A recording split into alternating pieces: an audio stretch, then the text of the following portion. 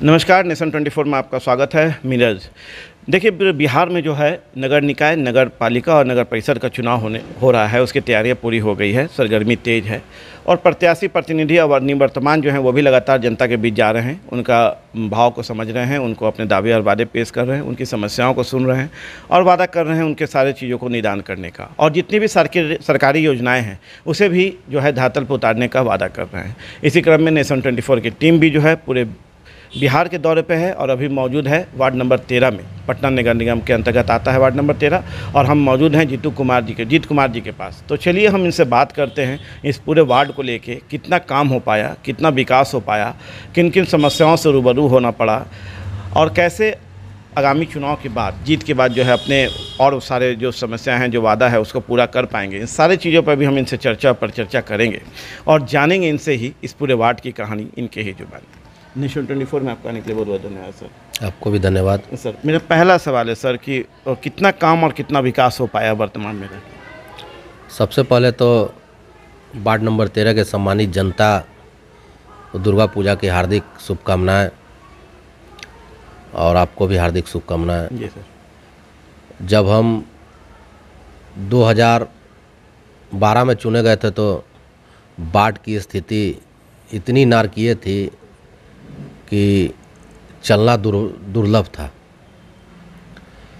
और जब हम घूमने लगे, लोगों के बीच जाने लगे, पब्लिक के बीच जाने लगे, तो पता चला कि आज से पहले जो भी आए, जो भी बने, हम लोगों को कोई सुनता नहीं था, कोई कुछ करता नहीं था। जब हम सत्ता में आए तो सबसे पहले काम किए कि जहाँ जहाँ ज़्यादा जल जमाव की स्थिति थी वहाँ पर नाला का निर्माण कराया, सड़क का निर्माण कराया। उसके बाद ये सिलसिला रुका नहीं, ये सिलसिला आज तक चल रहा है।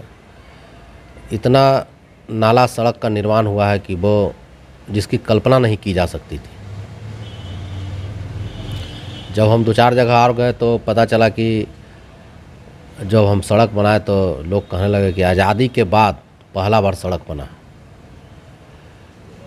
जब हम ये सब सुनते हैं तो हमारे अंदर और हौसला बढ़ता है और विकास की गति को एनर्जी आता है, तो विकास की गति को तेज कर देते हैं। और इसी का फल है कि आज जो भी विकास का स्वरूप दिख रहा है वो जनता का आशीर्वाद और हमारा मेहनत रंग ला रहा है। तो जनता के बीच अभी भी आप बने हुए हैं, जा रहे हैं, उनसे अभी भी कोई समस्याओं से रूबरू होना पड़ता है, और आपका उनके प्रति क्या विश्वास है, क्या कैसे पूरा करेंगे, उनकी समस्या को दूर करेंगे? देखिए, समस्या जो है, हम क्या, कोई भी 100% समस्या को नहीं दूर कर सकता है, लेकिन हमारा प्रयास रहता है, हमारा विश्वास रहता है, हमारा लगन रहता है कि हम जनता के समस्या को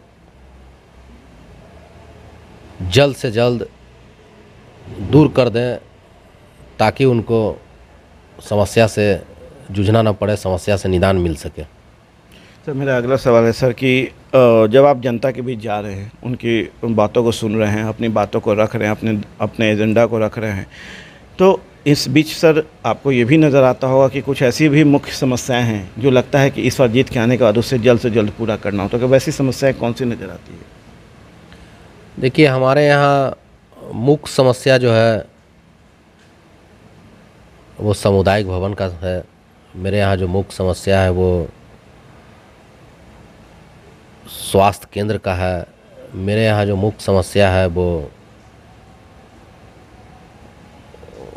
गरीबी का समस्या है, बेरोजगारी का समस्या है। सर, क्या मुख्य कारण रहा? 5 साल आप रहे हैं, तो स्वास्थ्य केंद्र होना चाहिए था, समुदाय भवन होना चाहिए था, क्या कारण रहा कि ये पूरा नहीं हो पाया समय पे? हमारे यहाँ जो पटना नगर निगम के वार्ड संख्या जो 13 है जी, वो पटना नगर निगम के 75 वार्ड में सरकारी ज़मीन है, लेकिन हमारे यहाँ वार्ड नंबर 13 में सरकारी ज़मीन उपलब्ध नहीं है। इसी की वजह से हम लोग नहीं करा पाए, लेकिन इस बार हम लोग कराए हैं। एक बगल में ही सरकारी ज़मीन है, भीखाचक में, पूर्वी भीखाचक के पास। तो वहाँ पे हम लोगों ने सीओ हम लोग को बनाने का एनओसी निर्गत कर दिए हैं और सामुदायिक भवन बनाने का भी हम लोग टेंडर उंडर करवा दिए हैं। तो एक सामुदायिक भवन तो हमारा बन जाएगा, लेकिन हम चाहते हैं कि बाढ़ में और भी सामुदायिक भवन बने। जी। स्वास्थ्य को लेके क्या स्थिति है सर, कि क्या आपको लगता है कि ये भी बहुत महत्वपूर्ण है, एक स्वास्थ्य केंद्र भी हो जाए स्वास्थ्य सामुदायिक भवन में? हाँ, जब हम सामुदायिक भवन एक जहाँ बना रहे हैं तो सामुदायिक भवन बन जाएगी, उसके बाद तुरंत हम एक जगह देखे हुए हैं, चिन्हित किए हुए हैं। अच्छा। तो वहाँ स्वास्थ्य केंद्र हम अपने वार्ड के लिए बनाएंगे। जैसे जैसे जगह मिलते जाएगा वैसे वैसे सामुदायिक भवन का विस्तार करते जाएंगे। जैसे जैसे जगह मिलते जाएगा स्वास्थ्य केंद्र का विस्तार करते जाएंगे, स्कूल का विस्तार करते जाएंगे। शिक्षा की क्या स्थिति है सर? क्या हर स्कूल यहाँ पे आपके पूरे वार्ड में चल रहा है या उसमें भी कमी बेस है सर? नहीं, मेरे यहाँ का जो एक छोटे बच्चे के लोगों का पढ़ने का स्कूल था वो यहाँ चितकोहरा बाज़ार में अमला टोला स्कूल में चल रही है जी। तो सब जब हम सामुदायिक भवन या ये सब बनाएंगे तो उस सब के स्कूल को लाने का प्रयास करेंगे। प्रयास क्या करना है, जब बना लेंगे, जब बन जाएगा तो हम वापस ले आएंगे, चालू कर। एजेंडा इस बार क्या क्या है सर? पिछला बार का तो बहुत सारे एजेंडा होंगे जिसे आपने पूरा भी किया होगा, कुछ कमी भी रह गई होगी। इस बार की मुख्य एजेंडा क्या है जिसको लेकर आप जनता के बीच जा रहे हैं? इस बार का जो मेरा मुख्य एजेंडा रहेगा वो आर्थिक रूप से कमज़ोर वर्ग के लोगों के लिए, बच्चियों के लिए एक जोड़ा कपड़ा और 11,000 रुपया हम अपने तरफ से सहायता के रूप में, सहायता राशि शादी के लिए जी।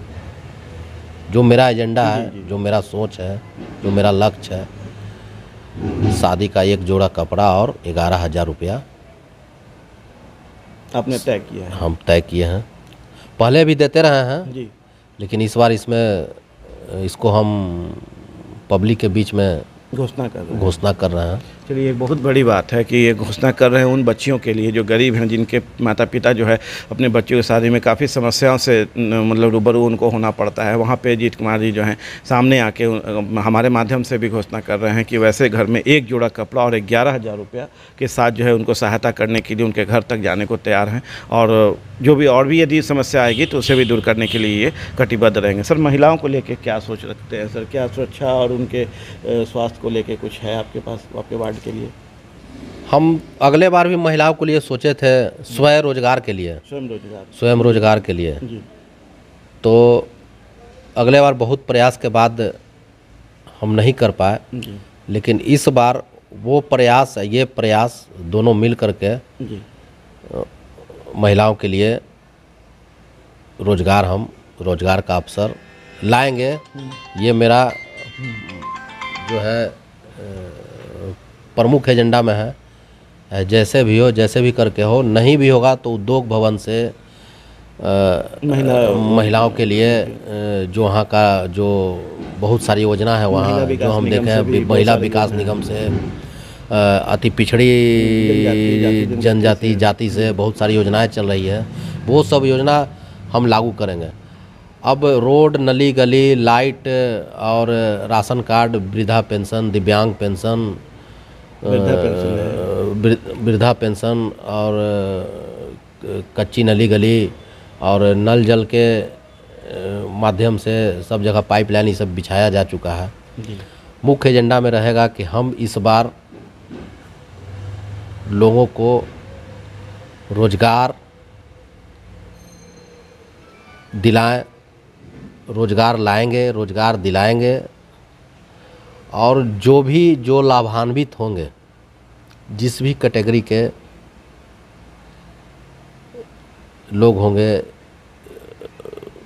गरीब मध्यम वर्गीय परिवार, उनको हम सरकार का जो एजेंडा चल रहा है उद्योग विभाग से चाहे और कोई सरकारी जगह से, मेरा पहला प्राथमिकता होगा उसे पूरा करना, रोजगार लाना, रोजगार दिलाना और बिजनेस के लिए पैसा दिलाना, जो स्वयं रोजगार करना चाहते हो उनको रोजगार के लिए पैसा दिलाना, ये मेरा प्रमुख एजेंडा में रहेगा। चूँकि सर एजेंडा इन्होंने चेंज किया है, इनका कहना है कि इसके पहले जो भी गली नली और लाइट, गली, शौचालय, जल नल योजना, इस सारे चीज़ों को इन्होंने पूर्त कर चुके हैं और अब चाहते हैं कि अब जो इनके वार्ड के लोग हैं उनके लिए जो है रोज़गार लाना, रोज़गार मुहैया कराना। जो व्यक्ति बिजनेस करना चाहते हैं उनको कुटीर उद्योग से, स्वयं सहायता समूह की तरफ से जो है उन्हें उपलब्ध कराना कि वो एक बिजनेस बेहतर खड़ा कर सकें। अब इनका अगला एजेंडा यही सारा कुछ है, जिसको लेके महिला की सुरक्षा हो गई, महिला के लिए कुटीर उद्योग हो गया, बच्चियों के लिए स्कूल हो गया, शिक्षा पे भी इनका फोकस है इस बार कि बच्चियों के लिए स्कूल के लिए भी जो एक स्कूल चल रहा है उसको बढ़ाने का काम करेंगे। इनका ध्यान सामुदायिक भवन पे है,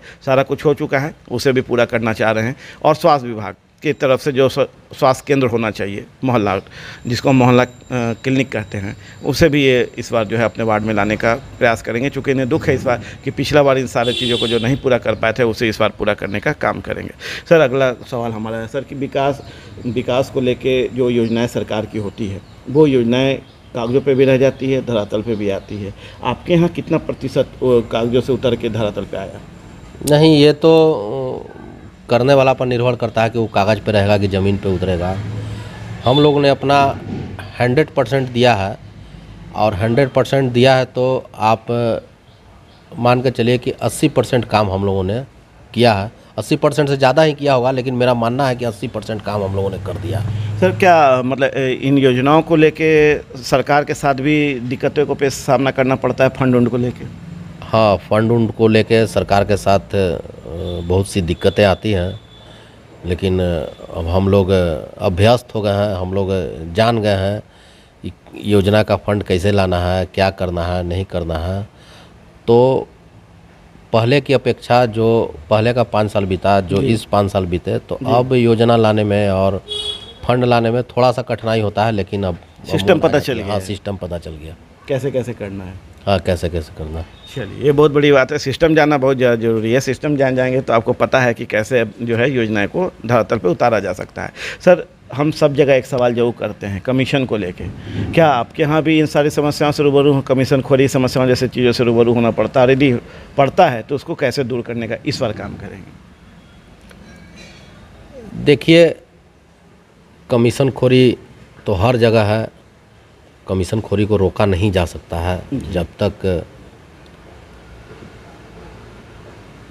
हम और हमारा समाज इसके खिलाफ नहीं लड़ेंगे।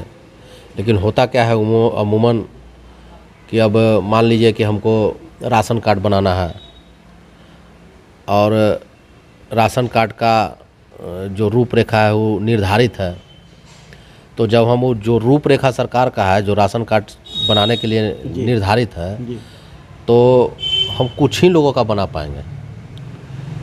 लेकिन अब वोट बैंक उसको कहिए या लोगों को सुविधा कहिए या जो भी कहिए, वो हम लोगों को रूल से हट के जब हम लोग जाते हैं तो इसी का फ़ायदा आगे वाले कमीशन खोर लोग उठाते हैं, पीछे जो लोग होते हैं, बिछुद लोग होते हैं। यही सब समस्या है कमीशन का। अब बात पहली प्राथमिकता क्या होगी सर, किसको आप प्राथमिकता के तौर पे लेना चाहते हैं? जीत के बाद सबसे पहली प्राथमिकता महिलाओं के लिए रोजगार लाना, युवाओं के लिए भी जो काम धंधा नहीं कर रहे हैं उनके लिए भी रोजगार लाना, जो हमारे युवा साथी जो बेरोजगार हैं, जो नशे में लिप्त रहते हैं, उनको सुधारना, उनको रोजगार दिलाना, स्वावलंबी बनाना, आत्मनिर्भर बनाना, महिलाओं की सुरक्षा के लिए हर चौक चौराहे पर CCTV कैमरा लगाना। सबसे मेरा जो भी मुख्य पहला जीतने के बाद जो काम होगा, एजेंडा है, वो रोजगार पर ही फोकस है। लेकिन मेरा जो मुख्य मुद्दा एजेंडा में है वो रोजगार का सृजन करना। चलिए, मुख्य मुद्दा, मुख्य एजेंडा है इनका रोजगार का सृजन करना। चूँकि ये जब दौरा करते हैं तो इन्हें बहुत सारे ऐसे युवा मिलते हैं जो नशे में लिप्त रहते हैं, ऐसे बहुत सारे युवा मिलते हैं जो बेरोजगार रहते हैं, युवक युवती दोनों की हम बात कर रहे हैं। तो अब इनका इस बार की प्राथमिकता में है कि किसी तरह से रोज़गार सृजन करना, लोगों तक रोज़गार रोज़गार पहुंचाना, क्योंकि आपको ही पता है कि यदि रोज़गार मिलेगा, लोग अपने आर्थिक चीज़ों से मजबूत होंगे, तो कहीं जो गलत चीज़ों में चले जाते हैं उससे वो दूर होंगे और बेहतर सहयोग भी करेंगे, विकास भी करेंगे। सर, हमारे माध्यम से अपने इस वार्ड के लोगों के लिए एक संदेश को जो देना चाहते हैं आप? आपके माध्यम से इस वार्ड के युवाओं को जो अपने रास्ते से भटक गए हैं, उनसे मेरा नम्र निवेदन आग्रह होगा कि वो जो रास्ते भटक के पूरी तरह नशे में लिप्त हो गए हैं, वो नशा छोड़ें और समाज के मुख्य धारा से जुड़ें। यही मेरा मुख्य संदेश है आपके माध्यम से। चलिए, तो नशा से लोगों को दूर करने की बात कह रहे हैं और कह रहे हैं कि उससे दूर हुएं, समाज से जुड़ें और विकास में भी सहयोग करें। तो अभी हम ऐसा सुन रहे थे आप वार्ड नंबर 13 पटना नगर निगम के जीत कुमार जी को, जो वर्तमान में 5 साल से कार्य कर चुके हैं, अभी निवर्तमान हैं और प्रत्याशी के तौर पर चुनाव लड़ने जा रहे हैं। सारे एजेंडा जो विकास की बातें थी इन्होंने इसे पूरा किया और अपने मुख्य एजेंडा में इस बार रोजगार को लेकर चल रहे हैं, जो युवा युवतियों के लिए है, और चाहते हैं कि इस बार रोजगार सृजन करें, जिससे कि यहाँ के वार्ड के लोग जो हैं बेहतर विकास, बेहतर रोजगार पा सकें और इनको सहयोग भी करें और साथ में समाज का भी सहयोग करें। आप देखें नेशन 24 न्यूज़। नमस्कार।